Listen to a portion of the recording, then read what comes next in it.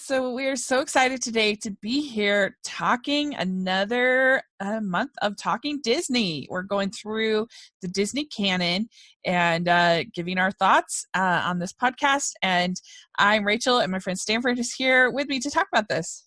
Hey, how's it going? Happy New Year. Happy New Year. This is this has been a really fun process for this podcast. We've done a whole year. Can you believe it? I can't believe it, Rachel.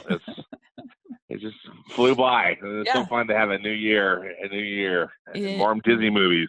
Yeah, it really did fly by. It's like my old Mission Companion's wife. She said the days drag, but the weeks fly by. I'm like, that's so true. It's the truth. Yeah, it's true. But yes, so today the number generator gave us the chance to talk about Bolt, which is a very interesting film for Disney. It's I don't know, watching I was just like, this doesn't feel like a Disney movie really at all. I don't think. Would you agree? I think it has some moments of feeling like a Disney movie. It's a really unusual film. Yeah. I think, it's going to be fun to explore because for me, it had moments where it felt like a Disney film and other moments where it was kind of surprising and a little, not upsetting, but just like, wow, where did that come from? How did they put that in the movie? Yeah, it really feels like an Illumination or DreamWorks movie, one of them for sure.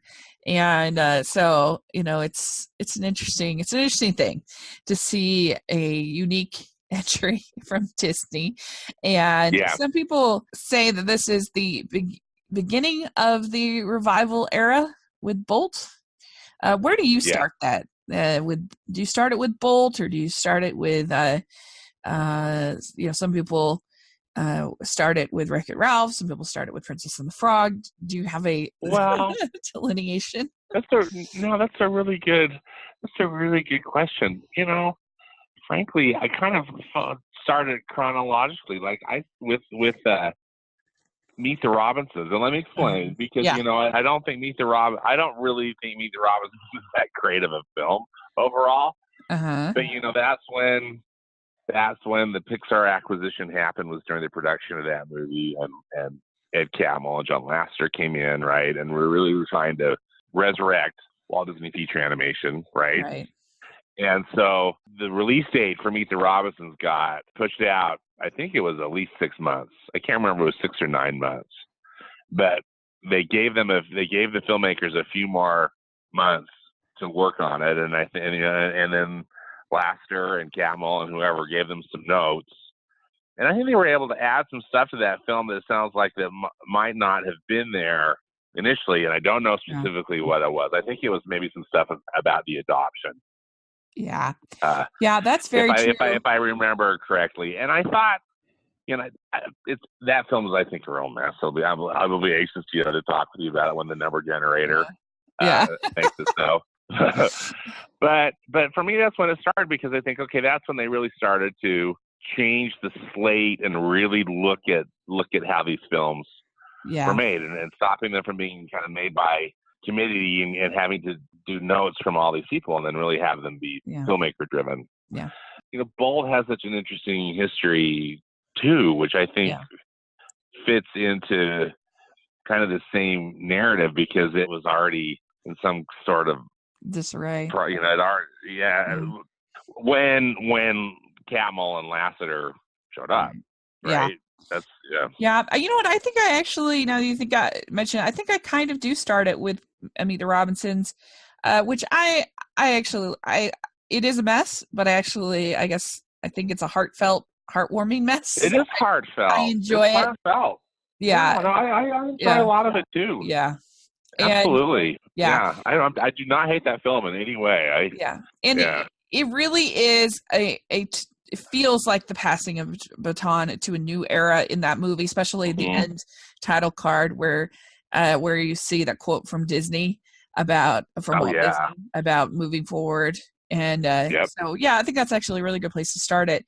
But yeah, so Bolt was the original, like you were saying, it kind of went through some things. It was the original idea of Chris Sanders, Right. animator. Called American Dog Mhm. was the title, or if the like the working title, of it.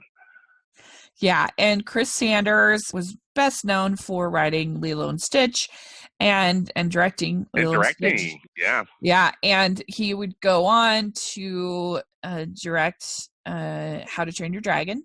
So we shouldn't And feel the too cruise sorry. at DreamWorks. Yeah, the cruise, which I enjoyed. Yeah. Yeah, so we shouldn't feel too sorry for him. It all worked out. Right. But, I think there was always that I remember reading about American Dog even before, Catmull and Lasseter arrived on the scene, because I think they had talked about that. It was just part of the slate, that was what Disney was working on. Uh-huh. And I think, Lilo and Stitch is such an interesting film. It's kind of a weird movie, but in a lot of ways, I think it works. And Chris Sanders is a pretty creative guy, as you mentioned, and I think a decent director. And so I guess I was just felt disappointed that Right. didn't work out. And that also, it sounds like there was some conflict with Chris Sanders and the management. John Lasseter. John Lasseter.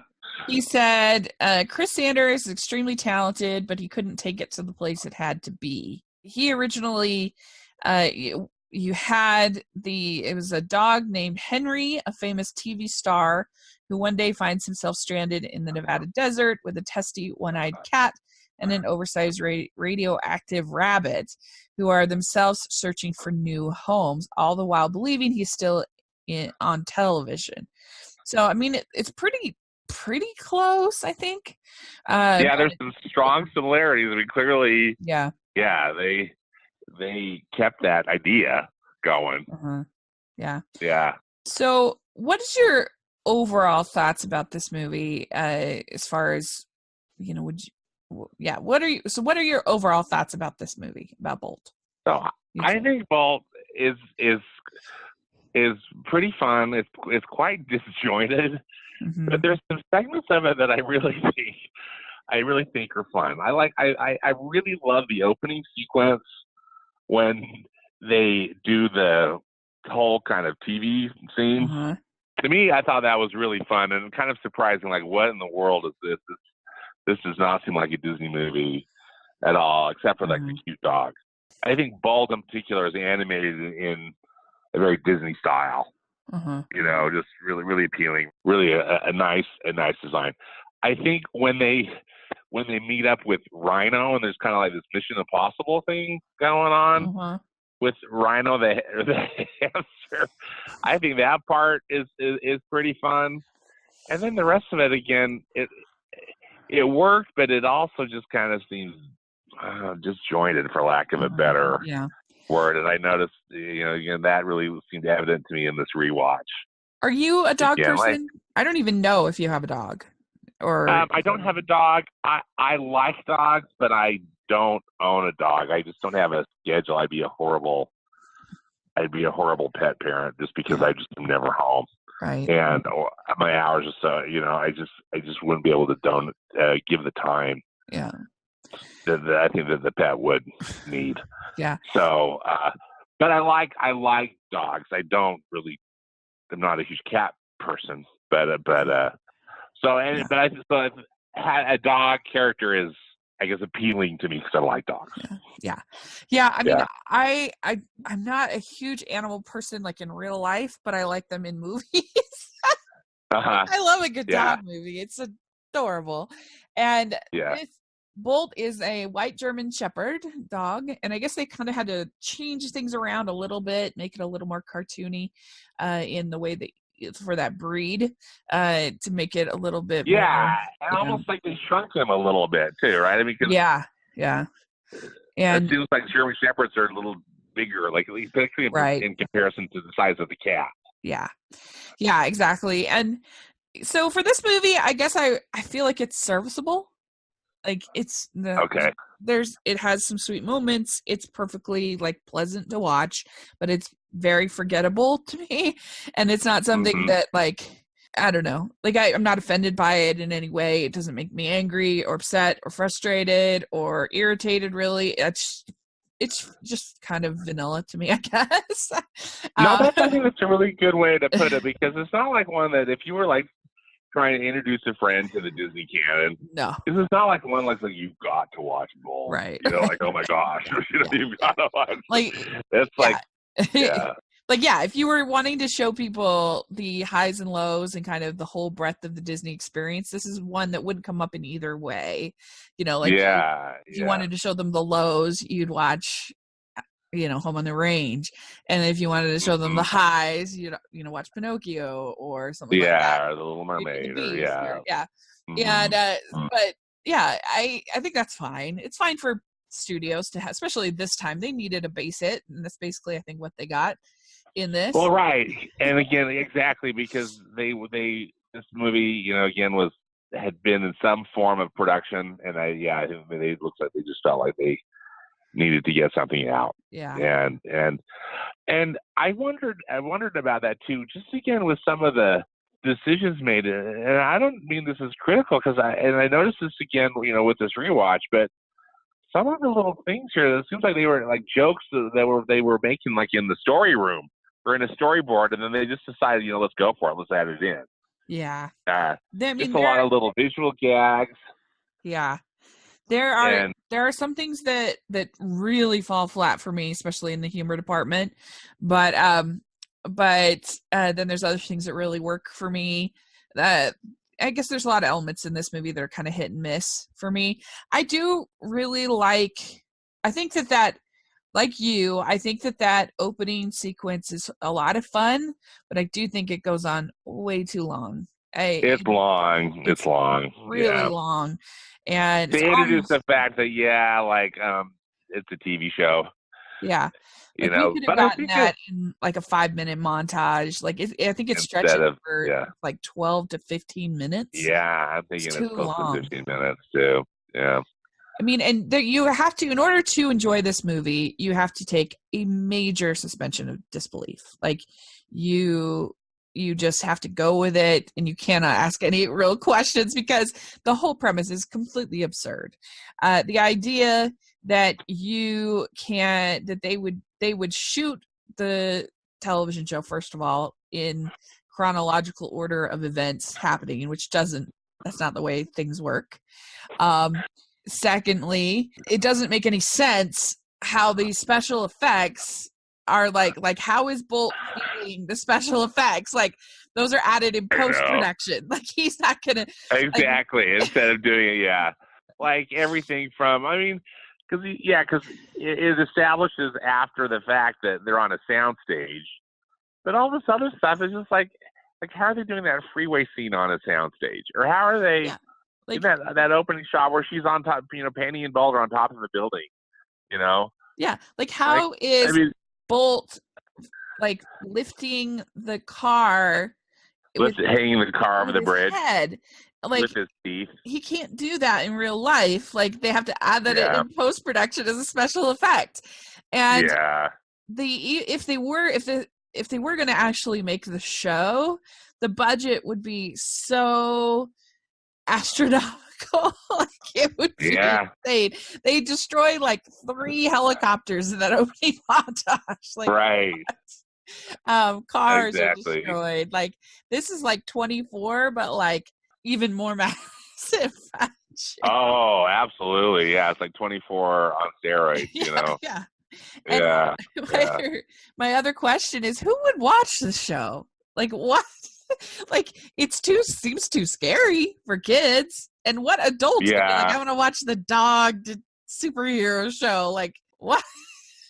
And they were, kind of making a play on it, but going for humor, but the dialogue was so, in this TV show is so stilted. The villain is so over the top. Yeah. The green-eyed man, and then Penny's dad. That whole thing is just, again, it was fun, but I'm with you. It's just kind of like, it's pretty unrealistic in Yeah, this. I just Yeah. don't think it would have a very broad appeal. Like if they were going to make a show for kids, you'd want it to be more like A Dog with a Blog, or some kind of show like that for Disney. You wouldn't want it to be like dog Yeah. in peril and little girl abducted and like what? Yeah. I just don't see that But children. what do you think of that scene where we find, after they cut, they wrap it up and Penny puts Bolt in the trailer and we learn that, okay, this is all fake. Right. Then with the director explaining to us how, this acting process that they are, this all the stuff they do. So Bolt thinks it's all real. What's your take on that? So then, I kind of Mindy from the network I kind shows of hate up. all the adults in this movie, except for maybe Mom. They are the worst. I really disliked the director. I really disliked Mindy from the network, and I especially hate her agent. I know he's supposed to be irritating. Oh, but he's a vile man. They Yeah, he's leaned horrible. into it too much, and they had too much of him. He was the worst, and it wasn't in a villainous kind of entertaining way. He was just irritating and and pretty horrible, kind of like a what horrible he's putting his child through, and her mom, Yeah, I'm just like, Yeah. what is wrong with you? And that whole let's put a pin in that. I would have slugged him in the nose. Yeah. If he said that to me. Yeah. The only thing I thought was funny about the director is that they hired James Lipton Yeah. to do the voice, that guy that is from the Actor Studio. Right. So that kind of cracked me up. But just as far as just like a casting joke. Right. Yeah. But Yeah, I'm with you. None of those people are appealing at all. Yeah. Yeah. Yeah. It was. I don't know. They were just all irritating. I was like, take it back to Bolt. I don't know. I need these people. Yes.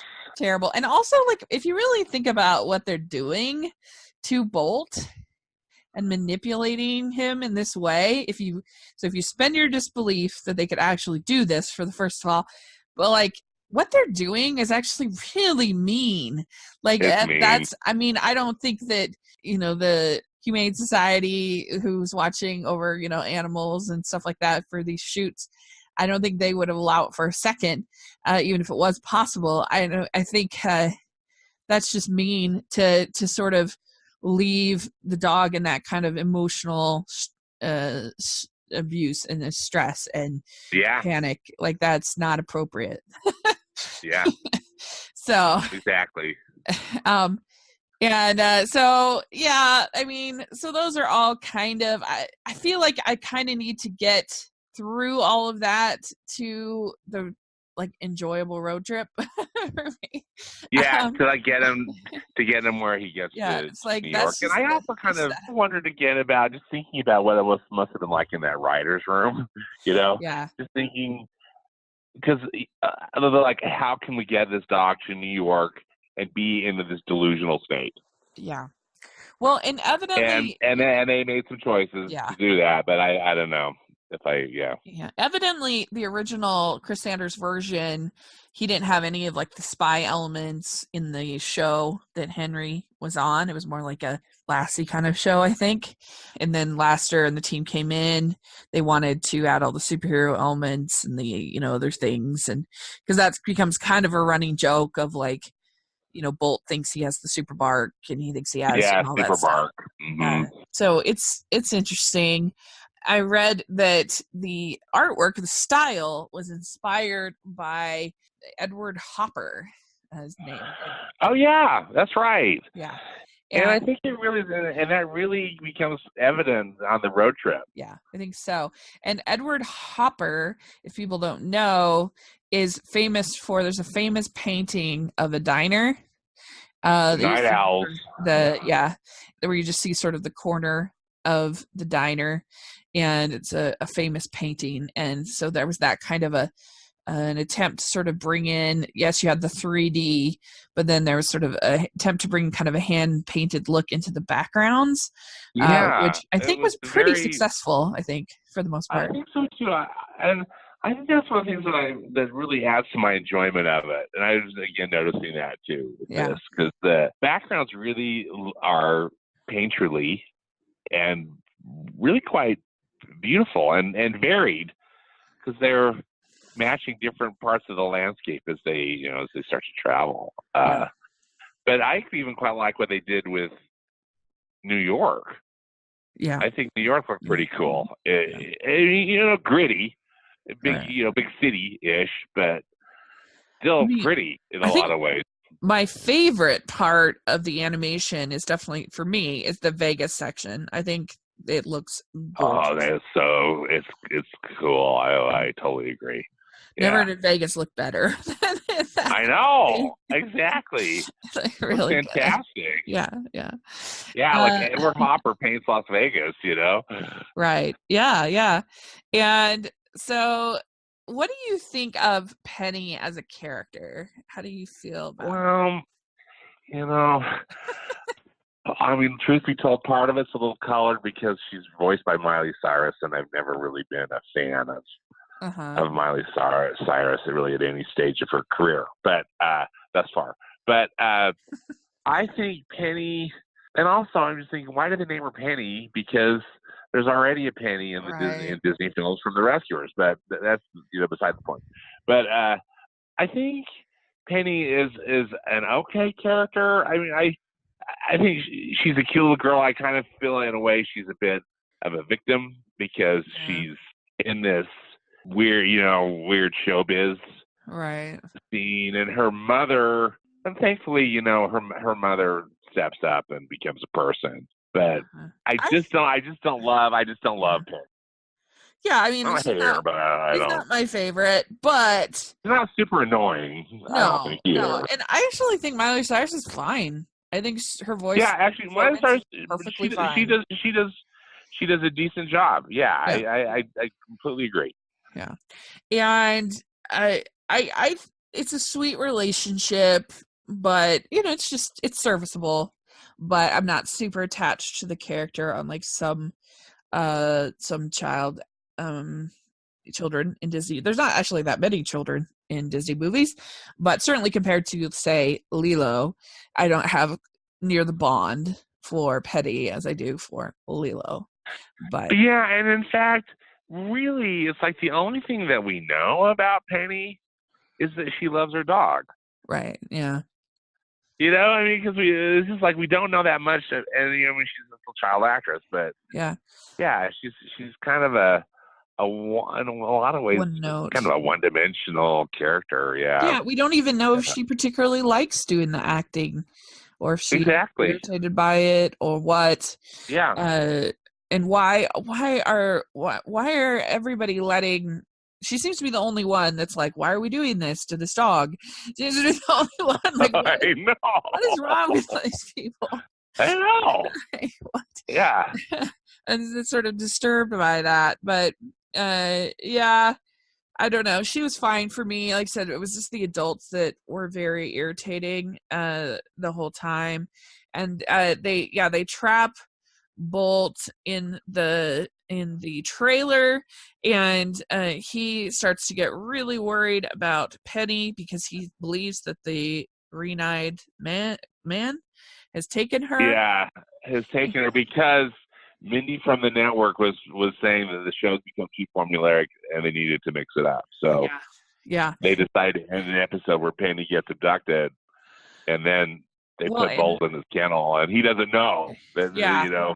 Well, and those other cats and whatever like kind of taunt him, that Yep, Penny's yeah, gone. They think from it's kind the of from the little funny. from the sky roof or of the trailer, Yeah. yeah, or from the little sunlight, Yeah. skylight, excuse me. And then he gets out because he thinks that she's gone. He's worried.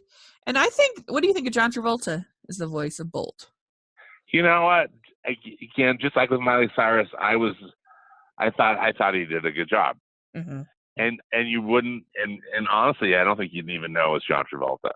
Yeah. If you know, 'cause I mean, maybe at some point you recognize it, but yeah, I thought he was credible. Yeah. What did you think? I mean, I agree, and I think that should be the goal of most celebrity voice casting. Like, it shouldn't be Yeah, distracting, because like if you're watching something, you're like, "This is Will Smith." Why, like that's distracting. You should just be able to sort of immerse yourself in the character. in So the character. Yeah, I think it was a fine choice, and and you get a little bit of both of them singing in the final yeah, song. and the end credits. Yeah, Yeah, that's a cute little song. yeah, Yeah. but my favorite, well, I really love the pigeons. The pigeons. Well, I do too. I was gonna say, so They're so because funny. we meet three sets of pigeons in this film, and those first ones. Well, I guess we should say though. So Bolt and trying to find Penny. Yeah. He's running around the soundstage and like kind of like the office, some of the office area in the soundstage, and he gets Right. knocked out and he falls into a box and gets shipped to New York. Right. Yeah. Kind of, right. So that's how they get him to New York, and then the box is filled with the styrofoam packing Yeah. peanuts, Which and are he the thinks that they're worst. like his kryptonite because they've taken his powers away, Right. right? Yeah. Yeah. Anyway, but Yeah. yeah, he meets those pigeons, which I love. I love all those sets of Yeah. pigeons, They're and so the New funny. York ones are particularly good. Yeah, they're hilarious. I know that face. I know that dog. Somewhere. And I love how the pigeons are animated too, because they really move like a pigeon as well. I just think, and that couldn't have been easy. How they did the animation. And Rachel, I should say, and I meant to say this earlier, I felt that this film, though, even though the story-wise is a bit disjointed, I really felt like Disney animation was becoming much more confident in the use of computer animation in this film. Yeah, there's no doubt about Because that. I thought the animation and all these, and really, for most of the film, I'm not sure if there's one part where I didn't really just think, wow, the animation looks good. What was your take? What's Yeah. your take on that? No, I agree. I think it was definitely a step up in that department. Like, it was not a Pixar level, it's more of an Illumination level. No, exactly. But, They were not. But it's way better than what they'd had in the two previous attempts. Yo, There's absolutely. no doubt about it. So I just realized, this movie was written by Dan Fogelman, who is very popular right now. Oh yeah. Wrote This Is Us, which is a very popular This Is Us. And he also wrote Crazy Stupid Love. Oh yeah, that one I like. He's the screenwriter of that. I hate and it. as well as Life Itself. Ooh, yeah, that one was rough. It was not for me, not my taste. Put it that way. But so it's an issue, but there is some heart to the movie, and you can kind of see. I've never watched This Is Us. From what I've heard, it's a very heartfelt show. So yeah, that's what I've never watched This Is Us either. I know that every episode slowly makes everybody cry, and that it's all pretty heartfelt and well done. Yeah.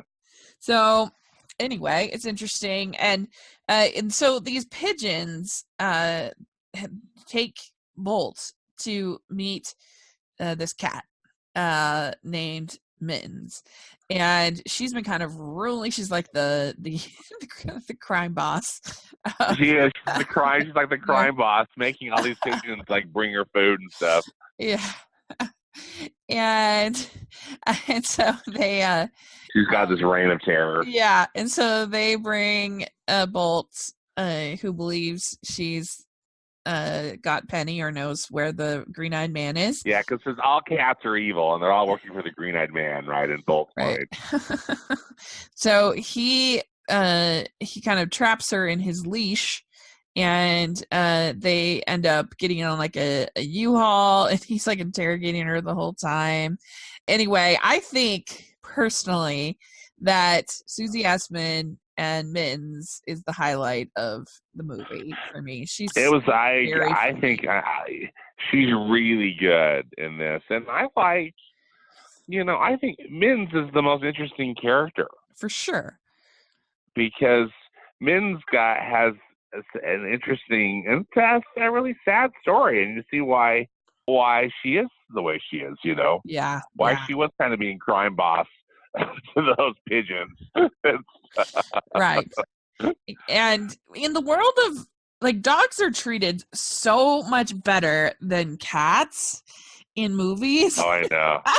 And so And they illustrate that in this film too. It's funny.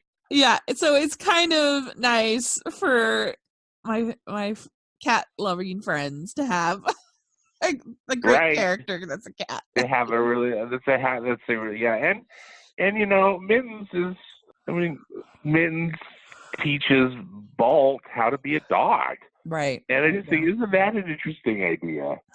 That the cat is the one that teaches, the dog how to be a dog.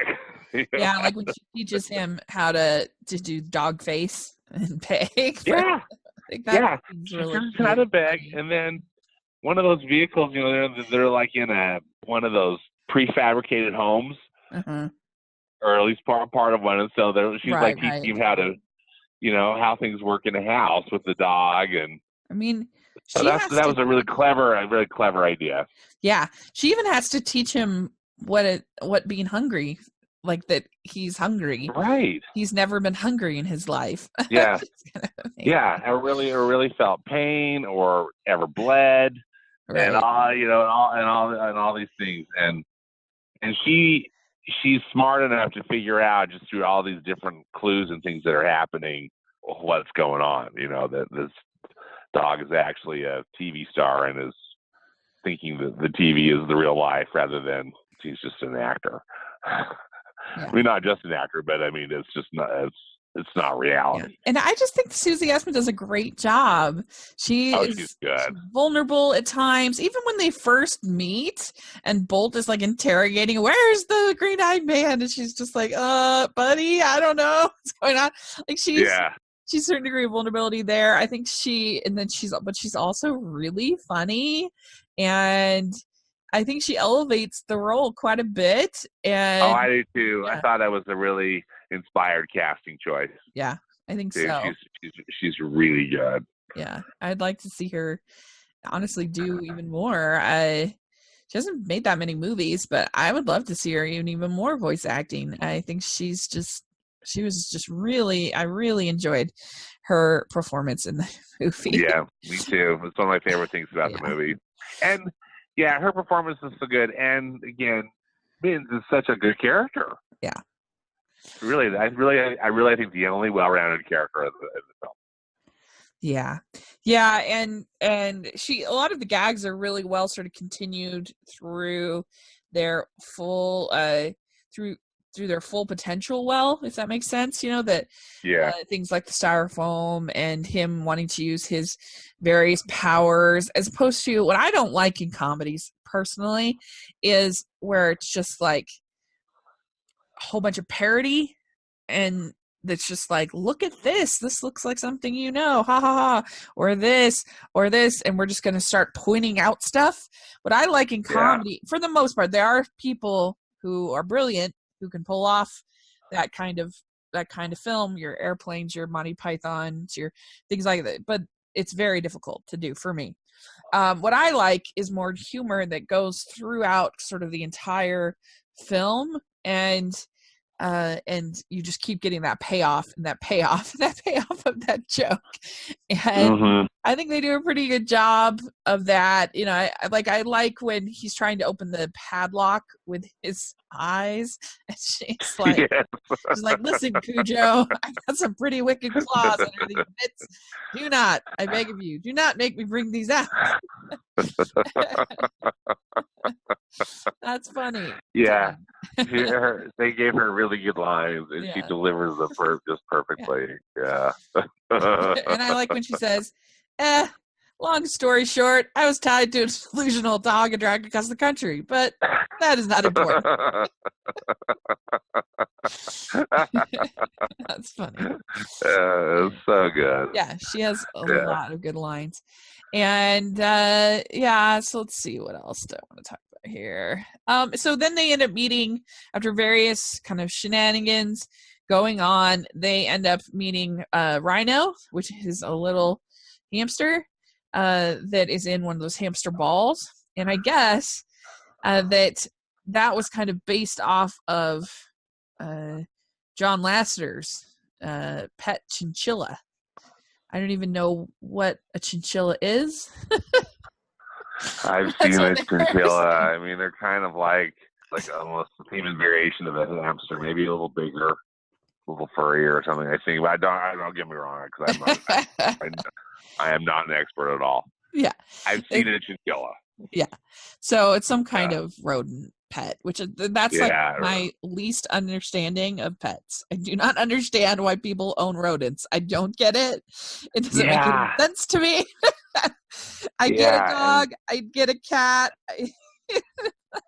I know, having a rodent, and it's Rhino. You know, when we meet Rhino, it's in that trailer park where Bolt learns to beg, right? Where they're able to get food from these humans that are sympathetic to him, and Bolt looks like, Rhino has their other hamsters in this, setup, and there's kind of, I think that that establishing shot's kind of funny, in that, like, one of them's on a wheel and one of them is in some other little hamster cage, or, with all those little, I don't know if you call them like tubes, or whatever, like the hamsters can climb around.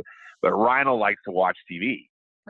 So Rhino can use that ball he's in and can change the channel, and the Bolt TV show is one of his favorite he's shows. A huge fan, and there's a lot of funny jokes with that. He's immediately calls Mittens an evil, degenerate creature. because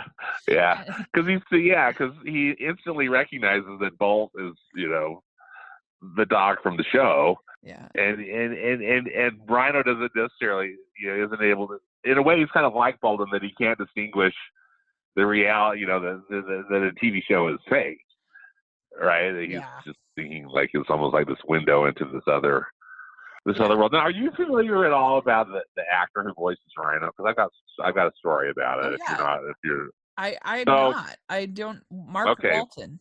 Mark Walton is his name. Mark Walton at the time was a story artist at Disney, and I know Mark's from Salt Lake City, and I know Mark's brother, and so I just knew through indirectly through his brother. But this story is pretty cool, and I think that they show it on the Bolt either Blu-ray or DVD. So Mark was a story artist on the film, and he's a very animated guy. He's quite a funny guy. I've met him. Super nice guy. But he went in and he recorded the scratch tracks. How they'll often have just either animators or somebody on staff just to record these tracks, and then they try to find an actor, or they find an actor to actually do the voice recordings. But they liked Mark's performance so much they couldn't find anybody that did it any better than he did. And so they gave him the job, and I think it's on the Blu-ray. They show when they offered it to him and stuff. They did it in kind of a fun way. That is really cool, because that is something that separates Disney Pixar from every other studio, because every other studio will use a celebrity voice if at all possible. Like, I guarantee you, if this movie was made by Illumination, it would be Kevin Hart voicing Rhino, not exactly else, for sure. I mean, you should look at something like Warner Brothers with their Smallfoot. Like, why do you have LeBron James voicing a Yeti? That makes no sense. What? What's going on? I know. And it's just, I get it. It's for advertising and stuff like that, but I really respect that about Disney Pixar, that they almost always, there's a very little stunt casting. I mean, they use celebrity voices, but almost always it's the person who best fits that role. In that case, like even something like using Oprah for Tiana's mom, like that's very good casting. Like she she was is a good. good voice of a mother. Like, and so I just feel like they do so much better in that regard. And it's not the only time that you look at somebody like the voice of Heimlich. I can't think of the name all of a sudden, but he was just an animator. Right, and same for with Bug's Life. In Ratatouille, Right. not Remy, but the chef. Mm-hmm. The human. Well, and Edna Mode is just Brad Bird. Right, and then Russell. No, is it Russell? I'm trying to think. It seemed like somebody at Pixar was. I don't know if he was the voice of Russell or if it was somebody else. But anyway. Yeah, it's really good. I like it very much. And Rhino gets some good laughs. I like Rhino is great comic relief. Yeah, he's hilarious. Yeah. I like when he says, just the knowledge that every minute spent in your company becomes the greatest moments of my life. So, I think one of my favorites is when he's trying to get Bolt like that again. When Bolt realized, that he does not have any superpowers. He's, the impossible can be possible if you're awesome. Yeah. Very good. Yeah, it's really cute. And then once they get Rhino on board, then we have a traveling montage with Barking at the Moon. Jenny Lewis is the singer, and it's a cute little song, I think. It's a really cute song. Yeah. And John Powell does the music, and I think it's perfectly serviceable music. It's not like my favorite. Yeah, it's fine. But it's good. Yeah, and so then they get back to California, and we get this sort of ending scene with, first of all, Bolt overhears Penny doing a scene with the new replacement Bolt, and that scene was kind of groan-worthy. Not my favorite. The whole Well, I think it's super dramatic. And, believe me, there are a billion Hallmark movies that have the same scene, and I hate it every time. just communicate with each other. If you've just overheard something that's very damning to another person that you love, don't believe it. You're you really love them. Have a conversation. I don't know. Yeah, I mean, it's obviously a dog and a child, but still, I don't know. I just hate that whole I know. Betray me kind of scene. Not my favorite. Instead of Bald saying I'm here, or something, you're barking, going up to her. He just immediately retreats. He's like, "Oh, she's replaced me. Mittens was right. Humans are bad." And I mean, I'm with you. It's just kind of something that gets used a lot, and I'm with you. It's frustrating. Not my favorite. Yeah. A quick back. I don't want to interrupt your thought. I just want to make sure we talk about the pigeons. Oh, yes. Because the California pigeons are hilarious because they're, again, designed a little differently. And they're all wanting to pitch. They recognize Bolt. Yes. And they want to pitch him story ideas. Yeah, no, that is so good. I love when he says, "Don't mess it up like you did with Nemo." That is hilarious. It's hilarious. And so then there's this whole long sequence where there's a fire at the studio. Yeah, they're filming, another episode with the fake Bolt. Right. And things go seriously wrong. It's another example of the adults in this world being the worst. What I know. It's just why is Penny alone in this? Why is Penny tied up? Yeah. Why are they having a stunt double or somebody? I mean, yeah. So she's in danger. The whole set catches on fire. I mean, it's just ugh. It's kind of frustrating. It's kind of, the animation is pretty good in the whole fire, but it's just what is wrong with these humans? Her mother should at the very least be there, on set, monitoring. Exactly. It's pretty, but Bolt comes and saves Penny from the fire, And then we find out that she's gotten to adopt Bolt and Rhino and Mittens, and she's able to take them home. And is that they fire the manager? They quit the TV show. This is when finally, Penny's mom stands up for her daughter and just stands up for decency, you know, and gets rid of the horrible agent, and they quit. And it's like, you should have done this, and no, we wouldn't have had that movie. But you shouldn't have. You should have done this early on because it's pretty horrible. They were pretty horrible. Right. Yes. And so, that's sort of a happy ending. And there we go. So I have Bolt ranked at number 40 in my ranking. I have it just above or just below, I have it just above The Sword in the Stone at 41. Which is not my favorite. And then I have just below Wreck-It Ralph, actually, at 39 in my last ranking. So there you go. That's pretty reasonable. And, again, since I don't really have a ranking, but it's not in my top tier for sure. I think it's decent. It's not horrible.